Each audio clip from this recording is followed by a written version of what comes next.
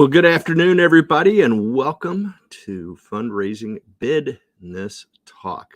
This is episode 48. I'm Patrick Cyber. I'm the lead auctioneer and owner of G Events LLC, based in beautiful Beaverton, Oregon. And we gather each week on Wednesday at noon to sit around and visit about current topics and hot subjects in the fundraising auction and golf tournament world.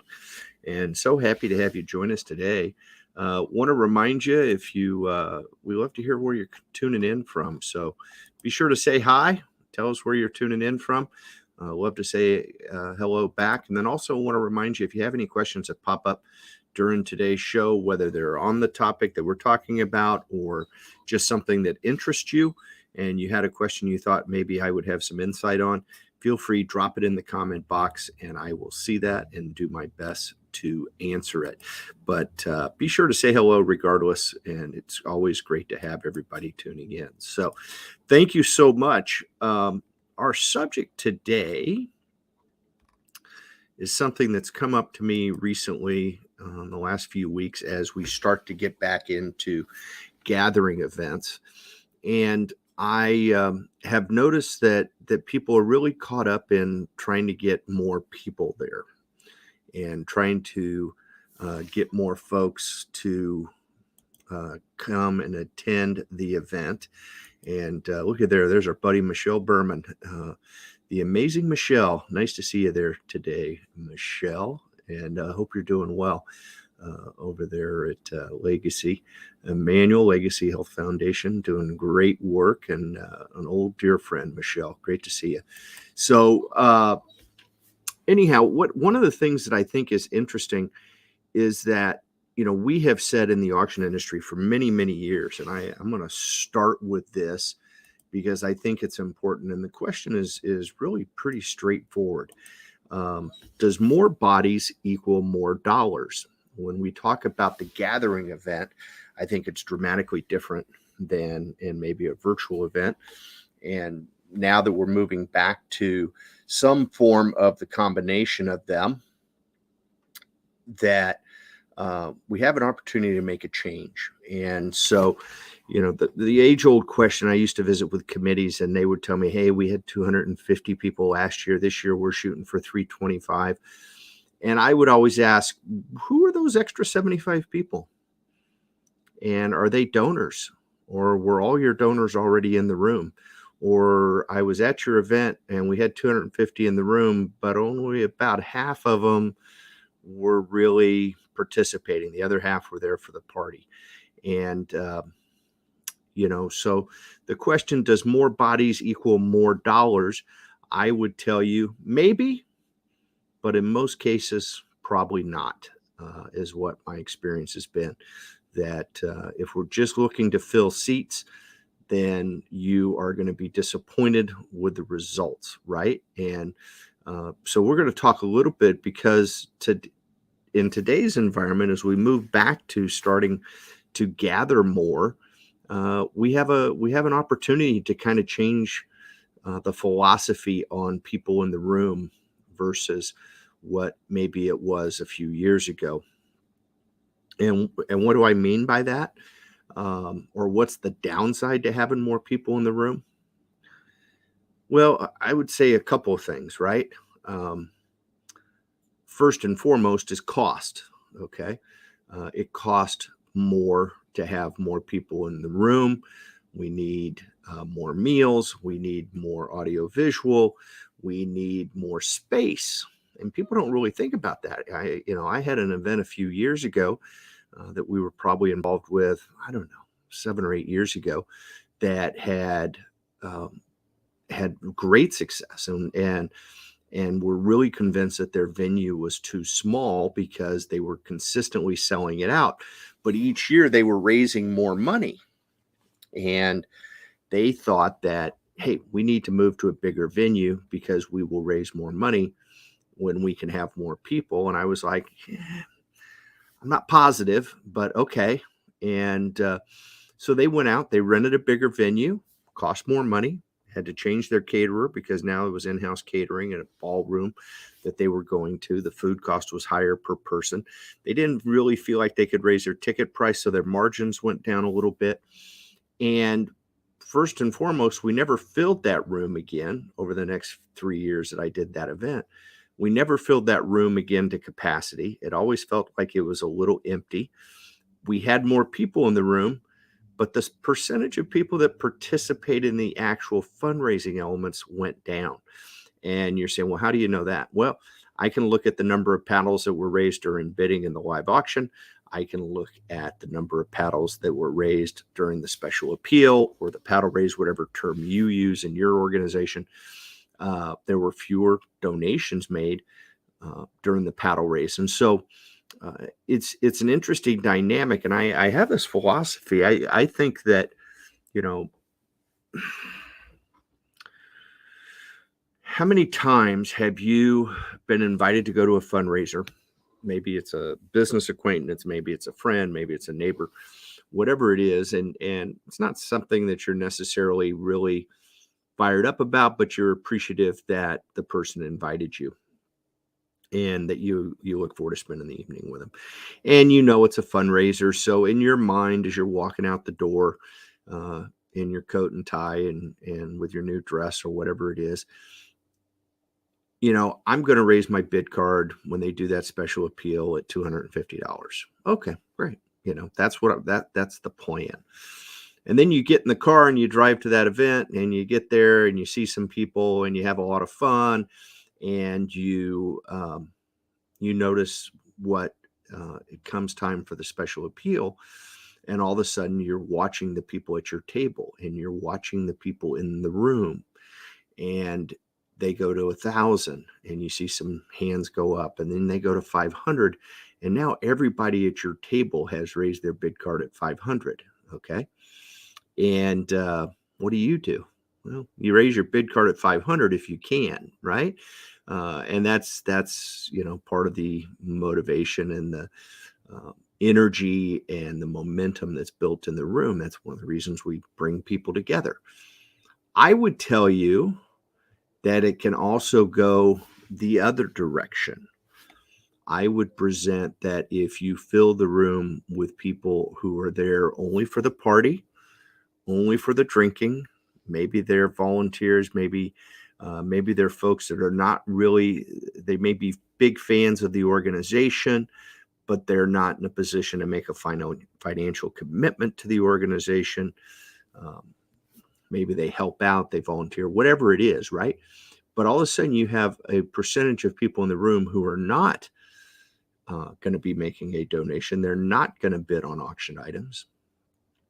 That when it comes and they're going through the levels and you see a few people at 1,000 and maybe you see a couple of people at 500 and they come to 250 and nobody at your table has raised their bid card yet, I think there's a fair number of people that are not going to raise their bid card at the 250 they planned because they don't want to stick out, right? So I think you need to be careful about what I call right sizing your audience. And we have that opportunity to do that now as we move back into a gathering event. It was difficult pre-COVID because we had such precedence of how many people have been in the room. We were always trying to grow our rooms, whatever it was. And now we have reasons that we chose a smaller venue. Could be COVID, could be that we're trying to right size our room. We want people in the room. We want an incredible energy in the room.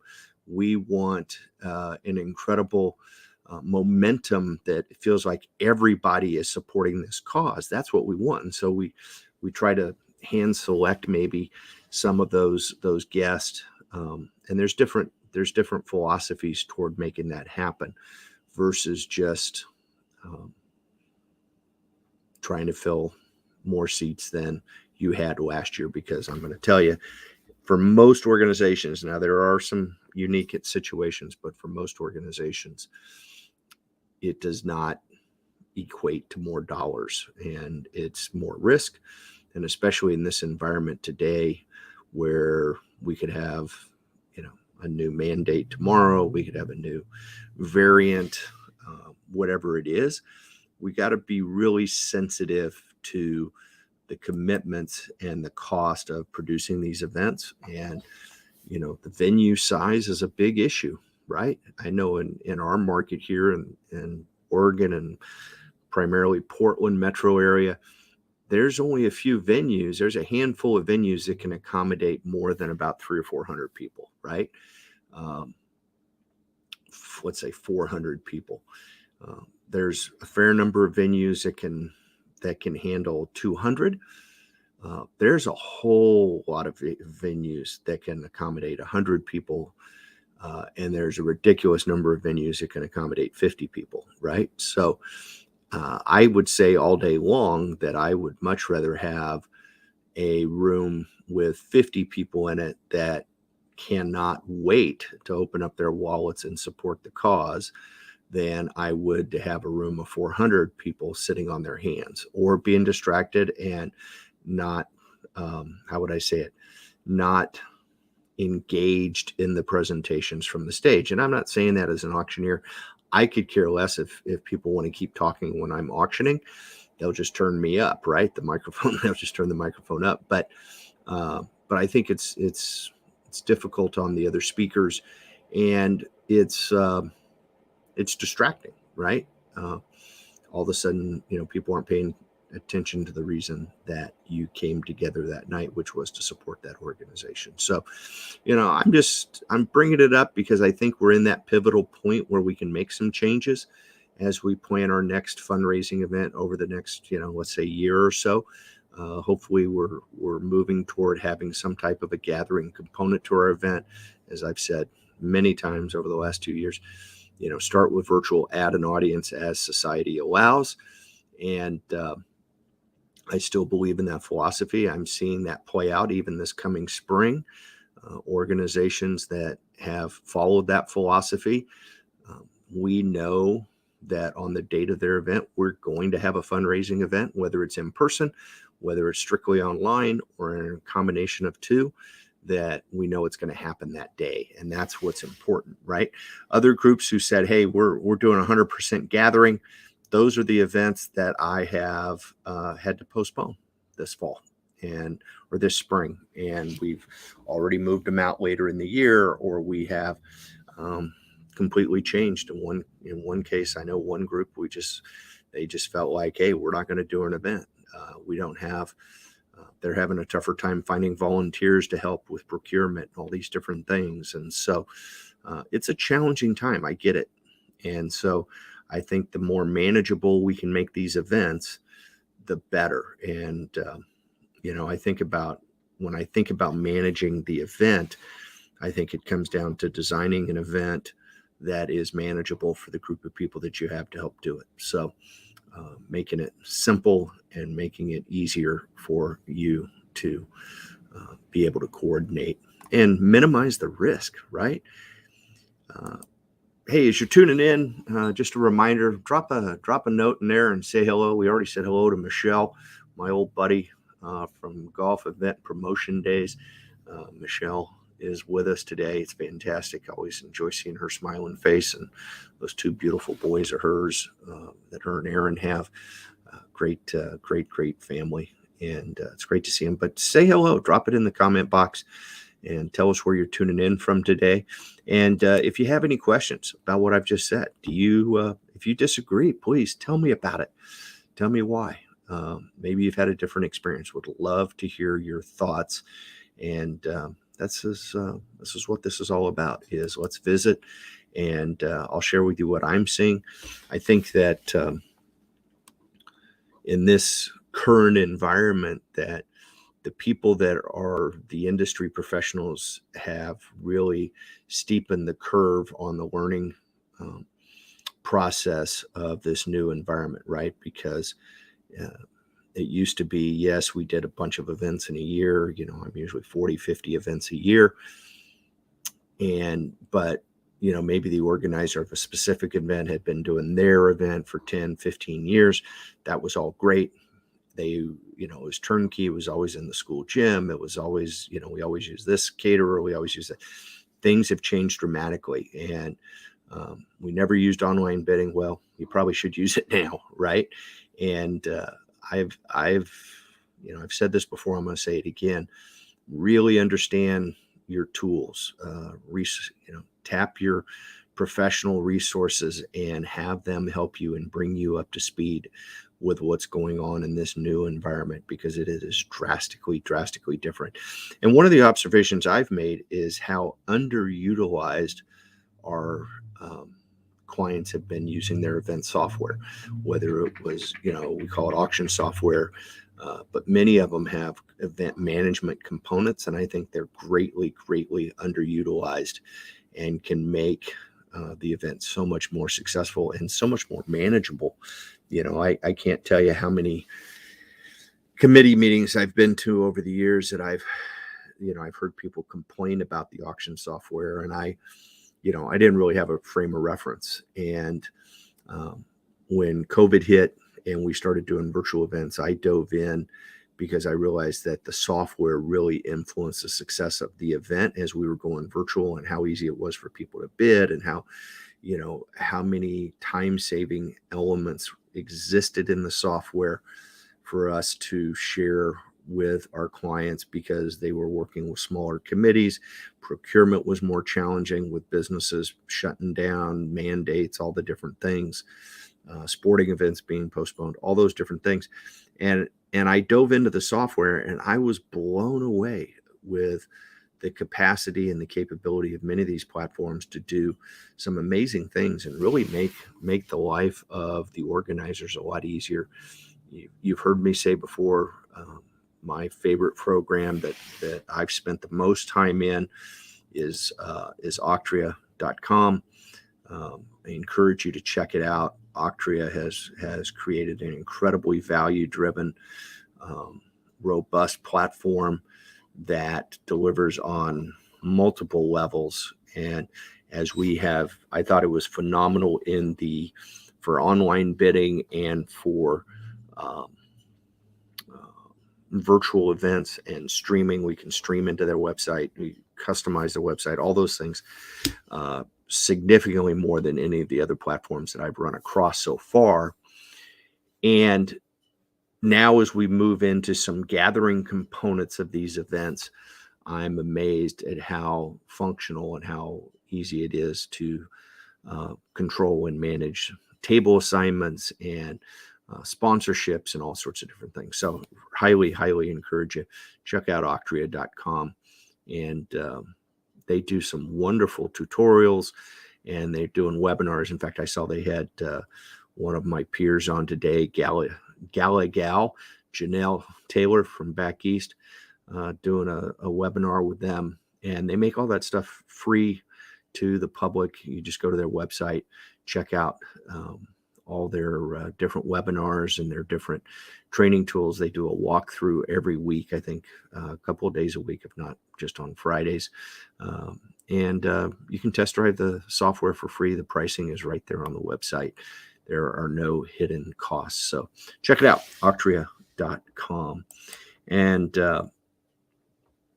would definitely help you with that transition as you are thinking about, what's our event going to look like? Is it going to be a gathering event? Is it going to be 100% virtual, or is it going to be a combination of the two? And today, I really think, for the most part, everything's a hybrid event. If you have any type of gathering component to it, you definitely still need some elements of virtual in it, which would include online bidding, and use that software year round. It's incredibly powerful. So I'm going to wrap it up early this week. We've got a big event tomorrow night, an in-person event, one that I cannot wait to do. It's really a unique event. It's for our friends over at the Sherwood Education Foundation.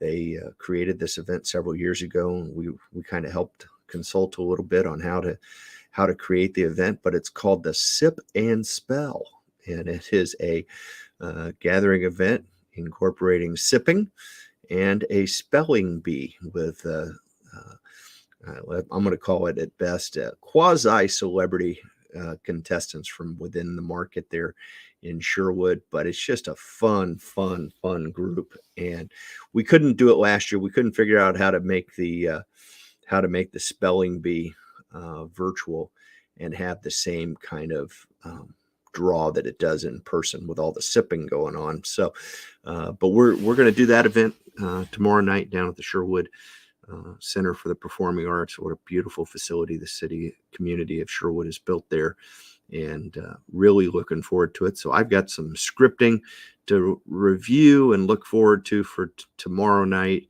and looking forward to helping them raise a ton of money.